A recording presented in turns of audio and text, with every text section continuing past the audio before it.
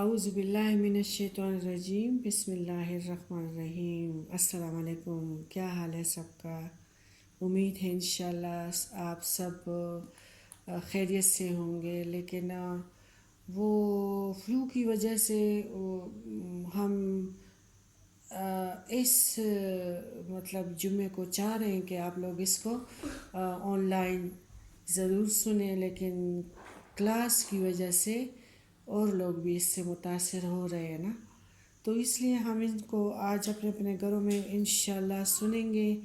اور اللہ تعالیٰ سب کو صحت دے، اور اللہ تعالیٰ اس وبا کو اپنی رحم اور کرم سے ختم ہی کر دے، اور اللہ تعالیٰ ہمارے گناہوں کو معاف کر دے۔ تو دعا کریں گے، استغفار کریں گے کہ اللہ تعالیٰ ہمارے گناہوں کو بخش دے اور اس وبا کو اللہ تعالیٰ ختم کر دے۔ رب اشرح لی صدری ویسر لی امری واحلل عقدۃ من لسانی یفقہوا قولی۔ آج ہمارا ہے 64۔ اعوذ باللہ من الشیطان الرجیم، بسم اللہ الرحمن الرحیم۔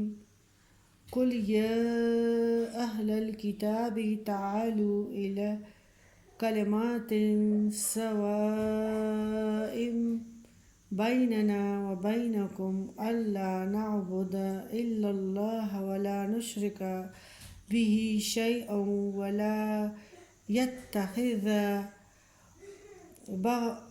بعضنا بعضا اربابا من دون اللہ فإن تولوا فقولوا اشہدوا بأننا مسلمون۔ تو کہہ دے اہل کتاب، آؤ ایک بات کی طرف جو برابر مشترک ہے ہم میں اور تم میں، کہ ہم بندگی نہ کرے اللہ کے سوا کسی اور کی اور نہ اس کا شریک ٹھہرائے، اور اللہ کے سوا کسی کو رب نہ بنائے۔ پھر اگر وہ قبول نہ کرے تو کہہ دو، گواہ رہو کہ ہم تو حکم کے تابع ہیں۔ حضرت محمد صلی اللہ علیہ وآلہ وسلم نے جو نجران سے وفد آیا تھا، پھر ابو عبیدہ کو ان کے ساتھ کر لیا، تو ان سے یہ فرمایا تھا کہ اسلموا، یعنی مسلم بن جاؤ۔ وہ کہنے لگے اسلمنا، ہم مسلم ہیں۔ اس سے معلوم ہوا کہ مسلمانوں کی طرح عیسائی بھی یہ دعویٰ کرتے تھے کہ ہم اسلام پر قائم ہیں۔ اسی طرح جب اہل کتاب کو توحید کی دعوت دی جاتی تو کہتے کہ ہم بھی خدا کو ایک مانتے ہیں۔ یہاں ان کی اس دعوے کی طرف اشارہ کیا جا رہا ہے کہ اس اہل کتاب توحید کی بنیادی عقیدے پر ہم اور تم دونوں متفق ہیں۔ یہ عقیدہ ہم سب کو ایک کر سکتا ہے، بشرط کہ ان دعووں کو بدل نہ ڈالیں۔ ضرورت صرف اس بات کی ہے کہ جس طرح زبان سے یہ دعویٰ کرتے ہو کہ تم اللہ کو ایک مانتے ہو، اپنے اس دعویٰ کو عمل سے بھی سچ ثابت کر کے دکھاؤ۔ اسے واحد مانو اور اپنے آپ کو اللہ کے سپرد کر دو، اور اس کے سوا کسی کی بندگی نہ کرو، نہ اس کی صفتوں میں کسی کو شریک کرو، اور نہ کسی کو اس کا بیٹا بناؤ اور نہ بیٹی، اور اس کی حلال حرام کی ہوئی چیزوں میں اپنی مرضی نہ لاؤ، بلکہ اس کے احکام کو تسلیم کرو اور ان میں کسی قسم کا رد و بدل نہ کرو۔ لیکن اس کے باوجود اگر وہ لوگ نہ مانیں، توحید سے روگردانی کریں، اللہ کے ساتھ شرک ٹھہرانے سے باز نہ آئیں، تو اے مسلمانوں، تم یہ کہہ دو کہ اے اہل کتاب، تم گواہ رہو ہم اسلام پر قائم ہیں۔ ہم اپنے آپ کو خدائے واحد کے سپرد کر دیا ہے اور اس کے تابع فرما ہیں۔ یہ آیات اسلام کی اس بنیادی پالیسی کو واضح کرتی ہیں کہ مسلمان نیکی اور نیک کاموں میں ہر جماعت سے تعاون کرنے کو تیار ہے۔ اگر تعاون کسی صورت میں نہیں ہو سکتا تو وہ گناہ اور سرکشی کی صورت ہے۔ اہل کتاب جو ابتدا سے اسلام کی مخالفت کرتے رہے، انہیں بھی اسلام توحید کے مشترک عقیدہ کی تبلیغ و تعلیم میں اشتراک عمل کی دعوت دیتا ہے۔ ساتھ ساتھ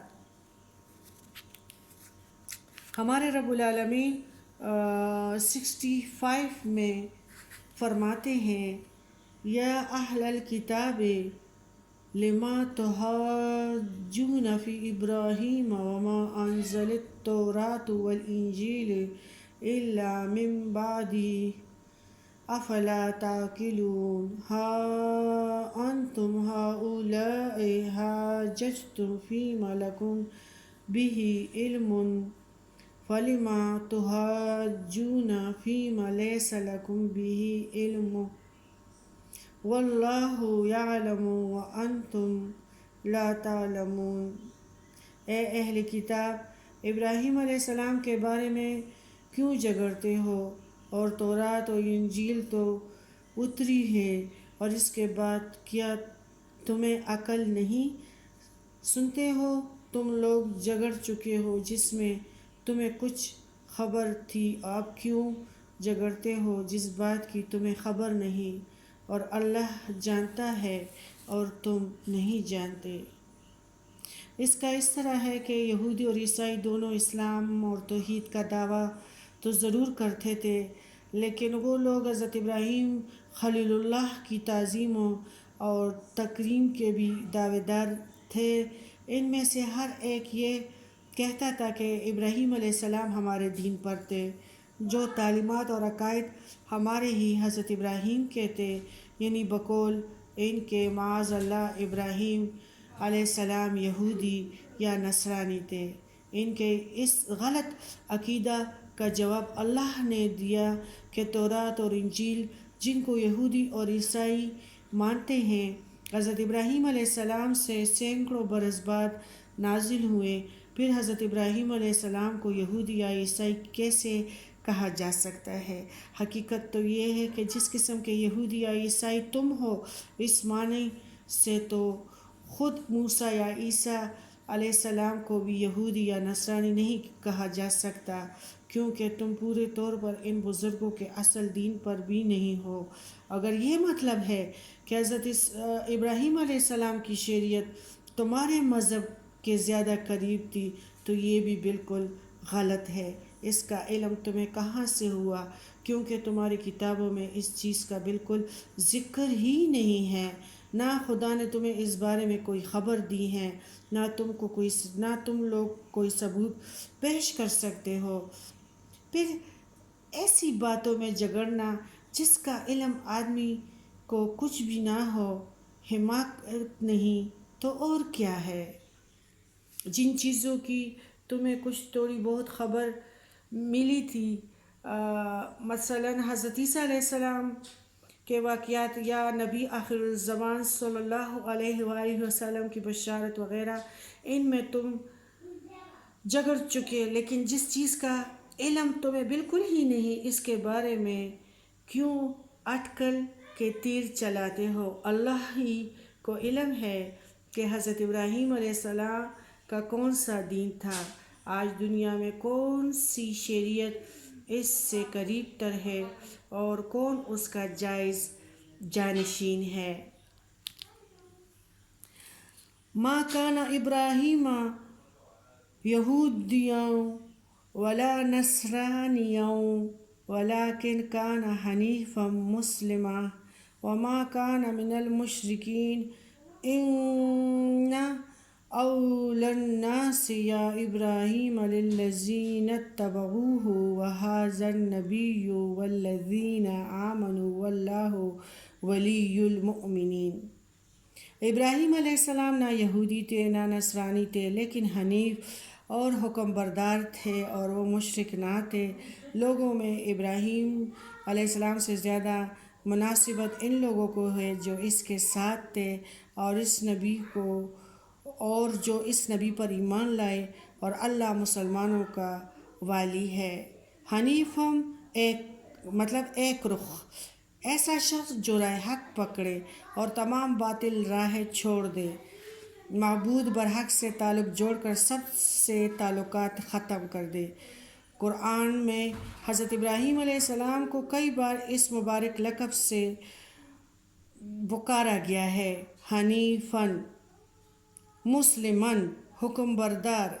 اسلام مسلم تسلیم کا مادہ سلم ہے، جس کے معنی ہے اطاعت، فرمانبرداری، یعنی تسلیم اور رضا، اور اصلی دین ہے۔ تمام انبیاء علیہ السلام کا یہی شعار رہا ہے۔ حضرت ابراہیم علیہ السلام نے خاص طور پر حکم برداری کی اور اس خصوصیت کو اپنی کامل اطاعت سے روشن کیا۔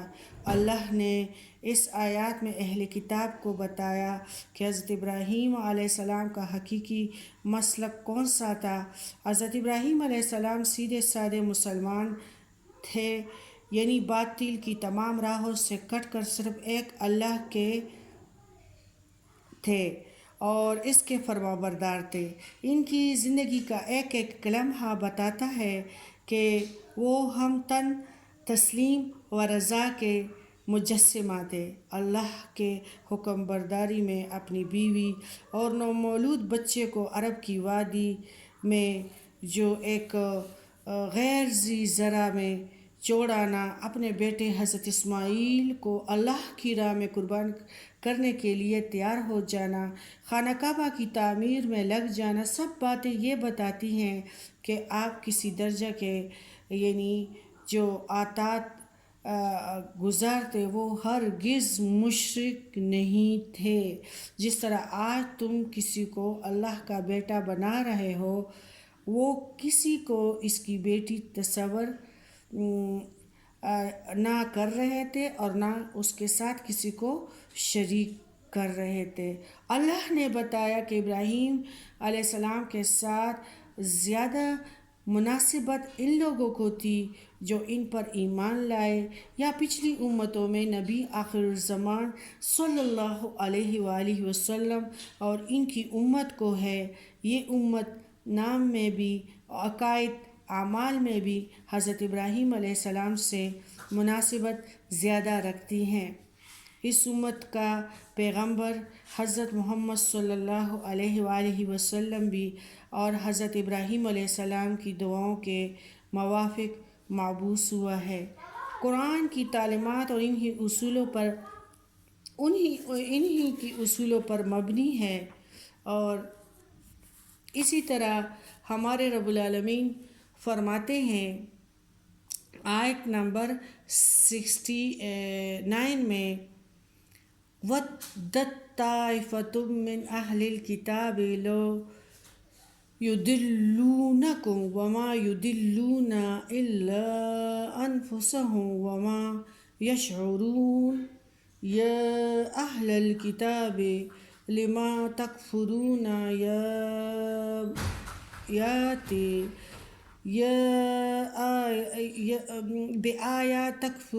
بِآيَاتِ اللَّهِ وَأَنْتُمْ تَشْهَدُونَ يَا أَهْلَ الْكِتَابِ لَمْ تَلْبِسُوا الْحَقَّ بِالْبَاطِلِ وَتَكْتُمُونَ الْحَقَّ وَأَنْتُمْ تَعْلَمُونَ۔ بعض اہل کتاب کی آرزو ہے کہ تمہیں گمراہ کر دے، اور وہ کسی کو اپنے سوا گمراہ نہیں کر سکتے، مگر سمجھتے نہیں۔ اے اہل کتاب، کیوں اللہ کے کلام کا انکار کرتے ہو اور تم قائل ہو؟ اے اہل کتاب، کیوں سچ میں جھوٹ ملاتے ہو اور سچی بات چھپاتے ہو اور تم خود جانتے ہو۔ اس طرح پچھلی آیاتوں میں اللہ نے فرمایا تھا اللہ ولی المؤمنین، اللہ مسلمانوں کا ساتھی ہے، والی ہے۔ اس آیات میں بتایا کہ جب مومنوں کا والی اللہ ہے تو اے اہل کتاب تمہارا دو ان پر نہیں چل سکتا۔ بعض اہل کتاب یہ چاہتے ہیں کہ جس طرح خود گمراہ ہیں مسلمانوں کو بھی راہ حق سے گمراہ کر دیں گے، لیکن مسلمان ان کے جال میں پھنسنے والے ہرگز نہیں ہیں۔ البتہ یہ لوگ اپنے گمراہی کے وبال میں مزید اضافہ خود کر رہے ہیں۔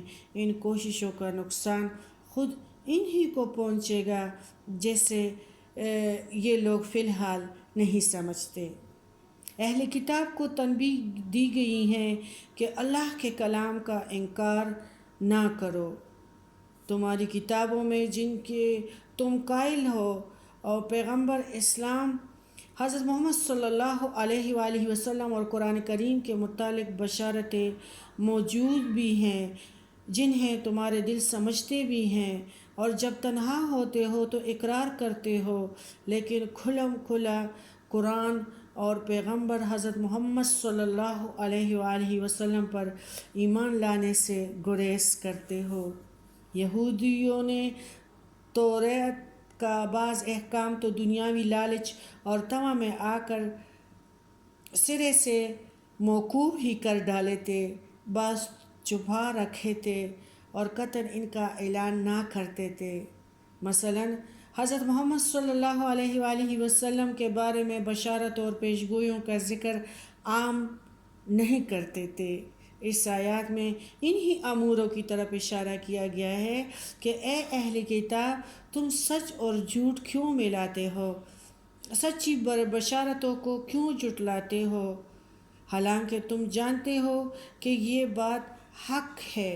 ان آیات سے پتہ چلتا ہے کہ اہل کتاب مسلمانوں سے حسد رکھتے ہیں اور ہمیشہ اس کوشش میں رہتے ہیں کہ اپنی طرح ان کو بھی گمراہ کر دیں، کہ وہ اس کے لیے طرح طرح کی تدبیریں اختیار کرتے ہیں اور مصروف ہے سازشوں میں، اور خفیہ مشورے بھی کرتے ہیں اور الجھنے کی کوششیں بھی نوجوانوں کی یہ لوگ ہر طریقے سے کرتے ہیں۔ لیکن اللہ مسلمانوں کا والی ہے، مسلمانوں کا ساتھی ہے، مسلمانوں کا کارساز ہے۔ انشاءاللہ پکے مسلمانوں کو ان کی تدبیروں سے بچا کے رکھے گا اور ان کو کامیاب نہیں ہونے دے گا۔ السلام علیکم ورحمۃ اللہ وبرکاتہ۔